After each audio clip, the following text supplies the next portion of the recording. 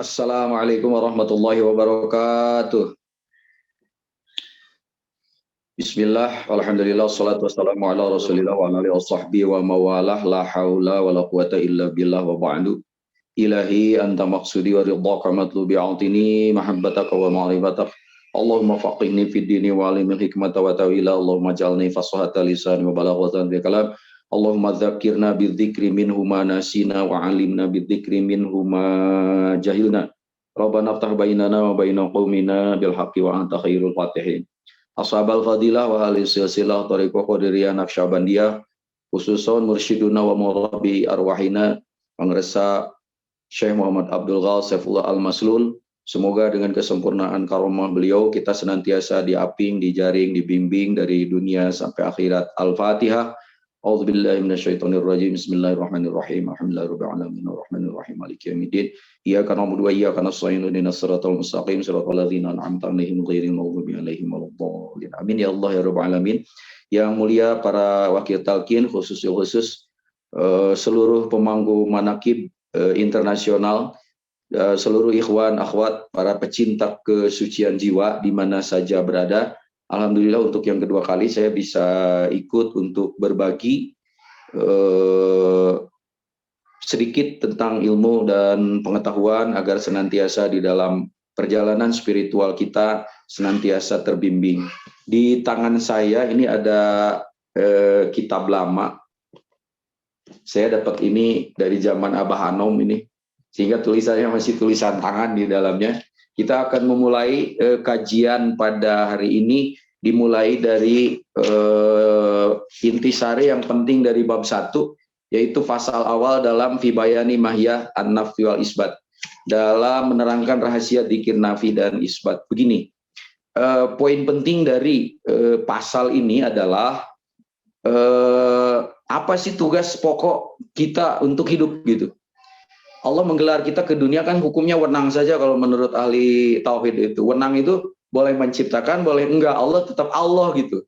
Jadi ketika Allah menciptakan kita, Allah enggak untung. Allah enggak menciptakan kita, Allah juga enggak rugi. Maka hukumnya adalah wenang saja. Tapi kok dalam kondisi yang wenang, kok Allah masih mau-maunya menciptakan kita gitu loh. Itu yang harus menjadi bahan perenungan kita gitu.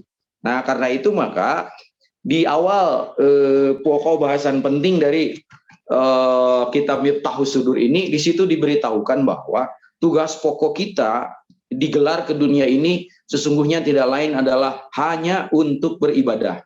Sehingga seluruh perangkat yang diberikan oleh Allah, baik itu dari mulai perangkat fisik dan perangkat metafisik yang ada di dalam, lalu seluruh daya dukung alam yang ada, itu hanya diciptakan agar bagaimana tugas pokok manusia itu adalah untuk beribadah. Ayat yang selalu disitir menjadi dasar itu Ad-Dzariyat ayat 65.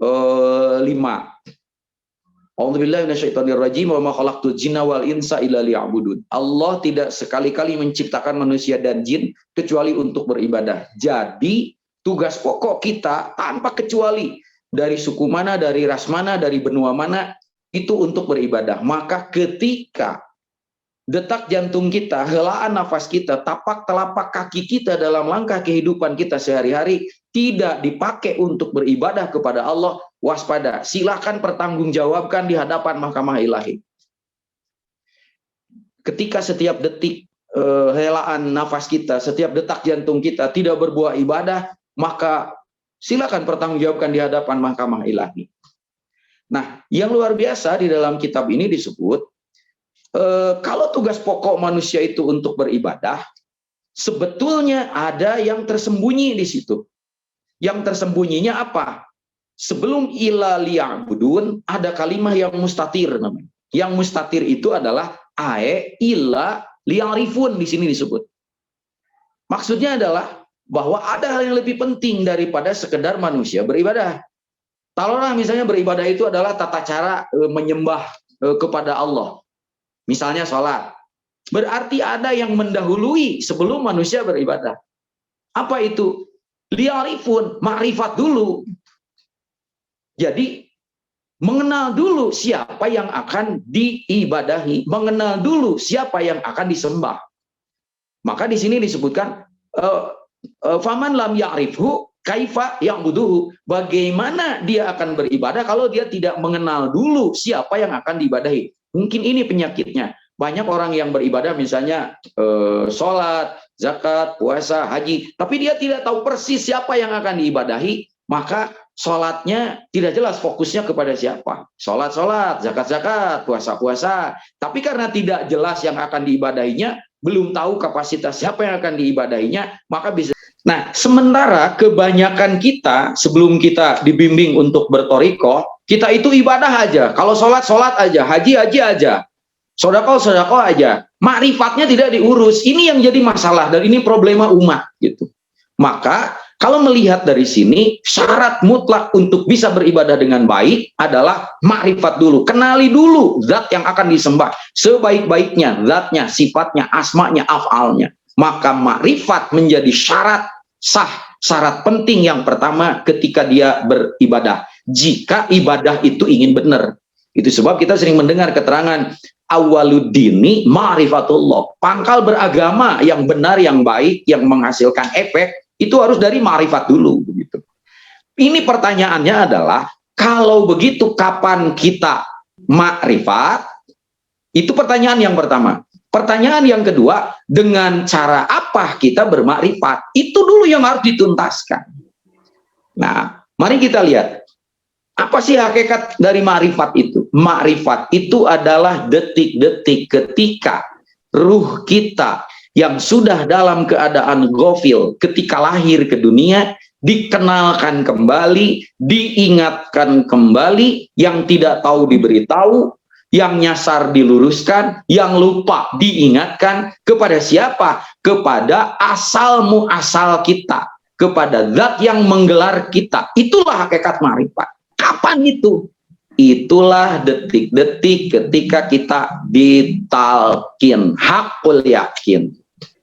Itu sebab maka ketika orang, saudara kita yang belum mendapatkan talkin, bingung dia, kapan ya kita ma'rifat? Sementara di kita kan ada doktrin lama nih yang berkembang dari zaman dinasti Abbasiyah. Kita kan selalu syariat, torekat, hakikat, ma'rifat. Sehingga ma'rifat itu disimpan di ujung. Ketangkeplah ini sama penjajah. Penjajah memasukkan lagi ide-ide bahwa ini semua sebagai tahapan dan ini semua harus 40 tahunan. Syariat 40 tahun. Mau baru naik ke torekat 40 tahun. Itu saya udah 80 tahun. Usia 80 tahun di kita. Waduh, mohon maaf lah bahasa Cinanya sudah rarempok begitu. Nah, nanti mau naik ke hakikat.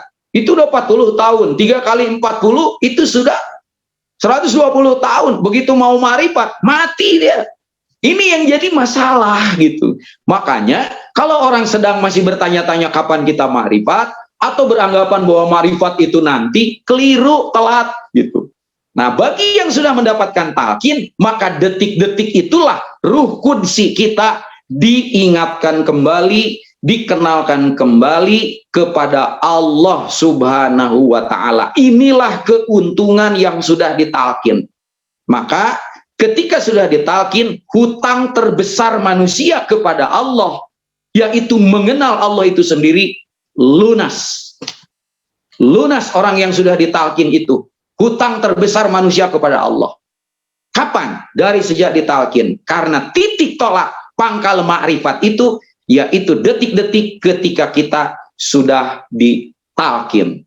Maka talqin itu adalah titik pangkal ma'rifat. Dengan ma'rifat, maka syahadat kita juga menjadi sempurna. Karena syarat sah syahadat yang pertama adalah ma'rifat, yang kedua adalah tasdik. Insya Allah nanti ke depan ini kita akan bahas. Jadi beruntunglah orang yang sudah mendapatkan talqin. Makanya saya sering mengatakan di mana-mana bahwa talqin itu karomah, benar-benar itu karomah. Karena tidak setiap orang bisa mendapatkan talqin. Saya punya pengalaman nih para ikhwan. Saya sering membawa ustadz kiai yang dalam perspektif saya, wah itu kiai, itu ajengan gitu kan, yang sudah pantas untuk mendapatkan talqin, dibawa ke Abah. Masya Allah, sekalipun sudah di hadapan Abah, tidak dapat talqinnya itu. Maka talqin itu betul-betul karomah dan kasih sayang Allah. Itu yang disebut mayyasha. Nah, itulah yang disebut dengan bagaimana kita akan beribadah dengan baik kalau kita belum mengenal Allah. Mengenal Allah adalah makrifat. Berarti ada yang mendahului ibadah. Apa? Makrifat dulu, baru ibadahnya akan benar. Nah, kemudian di sini disebut kenapa kita harus ma'rifat? Tadi ada pertanyaan yang sudah dijawab. Kapan kita berma'rifat? Sejak ditalkin. Dengan alat apa kita ma'rifat? Dengan zikir. Itu pertanyaan yang pertama, dua pertanyaan pokok yang sudah terjawab. Kenapa kita harus ma'rifat? Harus mengenal Allah dulu. Di sini disebut, ada yang disebut dengan hadis qudsi. Hadis qudsi ini mengatakan begini, kuntu kanzan makhfiyan fa ahbabtu an u'rafa fa khalaqtul khalqa likai a'rafu. Allah dalam kesendiriannya belum ada apa-apa, kata ada saja belum ada, tidak ada yang mengetahui datanya kecuali Allah. Allah mengatakan begini, kuntu kanzan makhfiyan, aku ini ibarat harta karun yang tersembunyi. Fa ahbabtu an u'rafa bi, maka aku ingin dikenal. Bagaimana caranya? Fa khalaqtul khalqa, maka aku ciptakan al-khalqa, yaitu makhluk. Makhluk yang pertama di sini, inilah yang disebut dengan Nur Muhammad. Untuk apa? Likai a'rafu, untuk dikenal. Maka Allah tajalli, Allah menggelar semuanya ini tidak untuk yang lain, tapi untuk dikenal. Setelah dikenal, tahu persis siapa itu Allah, bagaimana zat itu tidak jauh dari urat leher kita, baru kita akan benar menyembahnya. Selama ini mungkin kita nggak benar, sholat aja nggak tahu fokusnya kemana, karena kita belum tahu kemana titiknya itu. Nah, maka dengan ditalkin, titiknya sudah jelas, nanti kita jelaskan ke depan, maka jelas, ma'rifat itu adalah pokok. Sampai Nabi mengatakan, al-ma'rifatu asasi. Ma'rifat itu adalah modalku dalam beragama. Dalam keterangan yang lain disebut, barang siapa yang ingin beragama dengan baik, maka awalnya harus dari ma'rifat. Bukan dari syariat dulu, dari ma'rifat dulu, dah syariat mah sudah ada.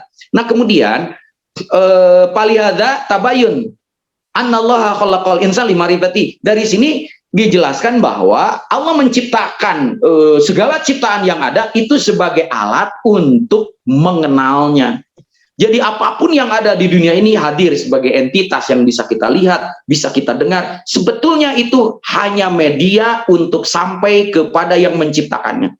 Allah menciptakan bumi. Para ilmuwan terjebak di dalam ciptaannya. Padahal Allah menciptakan itu untuk sampai kepada zat sang pencipta. Allah memiliki nama. Ada nama sebagai alat untuk sampai kepada yang dinamai. Allah memiliki sifat. Adanya sifat sebagai media untuk sampai kepada yang disifati. Nah, kita tidak bisa berhenti di situ. Itu sebab maka ma'rifat ini menjadi modal. Bagaimana orang bisa beribadah dengan baik kalau dia tidak mengenal yang akan diibadahi. Nah, kemudian di sini sedikit lagi, fal ma'rifatu ala nawaini. Ma'rifat itu cara mengenal, teknik mengenal Allah itu ada dua. Pertama ma'rifatu sifat, yang kedua ma'rifatu dzat. Fa ma'rifatu sifat takun wahadul jismi fid darain. Jadi ma'rifatu sifat itu adalah bagaimana memfungsikan totalitas dari jisim kita, dari tubuh kita, dari seluruh anggota badan kita, itu hanya untuk beribadah kepada Allah fiddaroyan, baik di alam dohir maupun di alam batinnya.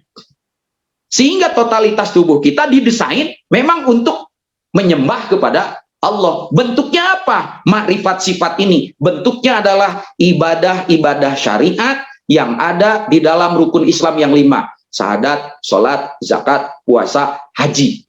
Itu alat. Untuk apa? Untuk ma'rifatus sifat kepada Allah. Maka seluruh totalitas tubuh kita ini hanya dipakai untuk beribadah kepada Allah. Dengan cara beribadah yang ada di dalam rukun Islam itu, maka ma'rifatus sifat kita, luaran tubuh kita, itu sudah melaksanakan kewajibannya. Maka jika jidatmu tidak dipakai untuk bersujud, mulutmu tidak dipakai untuk bertasbih, tanganmu tidak dipakai untuk menggerakkan takbiratul ihram misalnya dalam sholat, tolong itu dipertanggungjawabkan. Karena itu alat dan bukti wujud dari ma'rifatus sifat kepada Allah. Mengenal Allah gitu.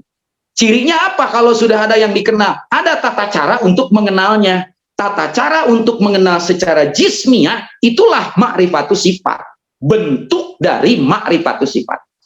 Nah sekarang bagaimana ma'rifatud dzat?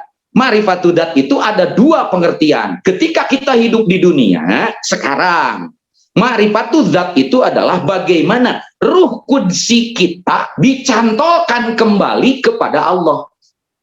Syukur-syukur nyantolnya itu dalam ibadah ma'rifatus sifat yang tadi. Dalam sholat, zakat, puasa, haji, ruhnya ke bawah. Karena kalau ruhnya tidak ke bawah, nanti ada sholat yang hanya sampai ke sajadah, kata apa? Sedekah hanya sampai ke koropak, umroh hanya sampai ke Ka'bah. Ini si rukunsinya nggak ke bawah, itu celakanya.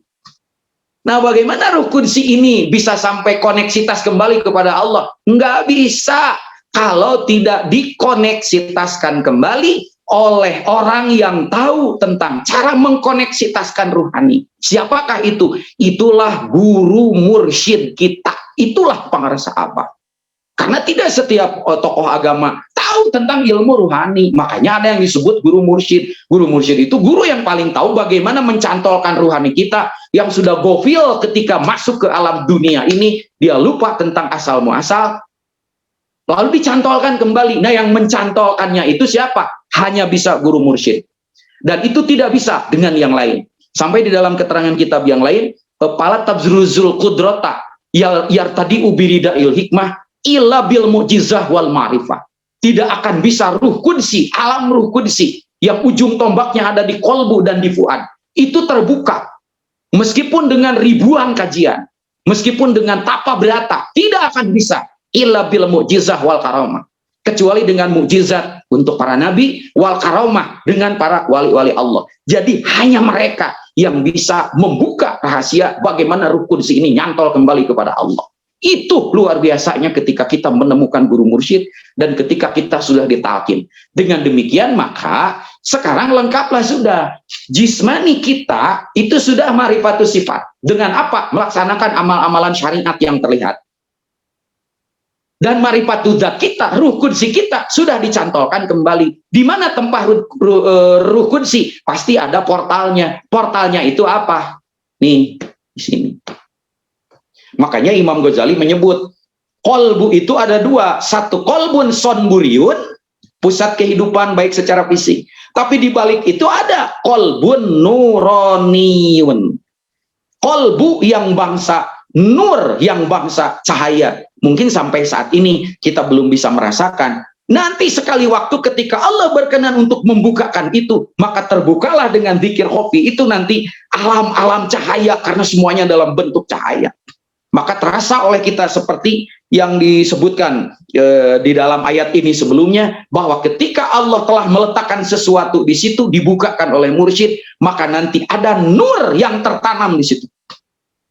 Nur itulah nanti yang akan membentuk kapsul, yang akan membuat kita tidak bisa tercampur dengan siapapun. Disitulah sering saya katakan, maka kolbu orang yang sudah ditalkin menjadi mahal harganya, karena di situ telah ditanamkan oleh Maha Guru kita satu nur yang dengan nur itu mewarnai semuanya. Kolbu ini adalah pusat dari seluruh gerakan kita, penglihatan kita berasal dari kolbu kita. Kata-kata kita dari kolbu kita, perbuatan kita, langkah kita, pendengaran kita dari situ. Dan di situ sudah diletakkan titik pusat ibadah. Rahasianya apa? Rahasianya ini. Sesuatu disebut ibadah, kan tergantung niat nih. Meskipun orang sholat, kelihatan sholatnya mau di sini, mau di sini.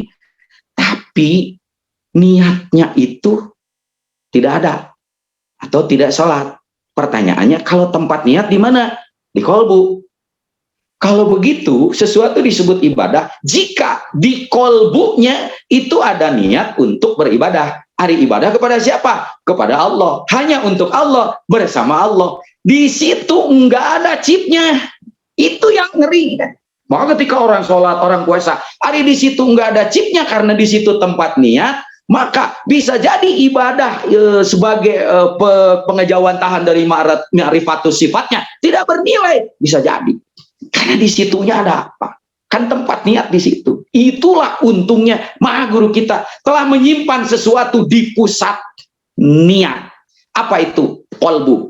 Maka apapun yang ada di kolbu, kalau itu sudah diletakkan di sana, ternyata kalau begitu seluruh gerak kehidupan kita, detak jantung kita, helaan nafas kita, langkah kaki kita, semuanya akan bernilai ibadah. Karena di pusat niatnya sudah diletakkan itu. Itu yang luar biasa. Mulai sekarang Ya, bersyukur selalu senantiasa kepada Allah, istiqomah selalu, karena kita sudah disambungkan dari hal yang tidak selama ini kita ketahui, yaitu apa? Ma'rifat. Kapan ma'rifat? Dari mulai ditalkin. Dengan alatnya apa? La ilaha illallah. Apa keuntungannya dengan ma'rifat? Ibadah kita lebih fokus. Bagaimana seluruh kehidupan kita selain dari rukun Islam yang 5, semuanya akan bernilai ibadah. Karena pusat ibadah itu ada pada niatnya, niat tempatnya di kolbu sudah ditanamkan sesuatu yang sangat luar biasa oleh Maha Guru kita.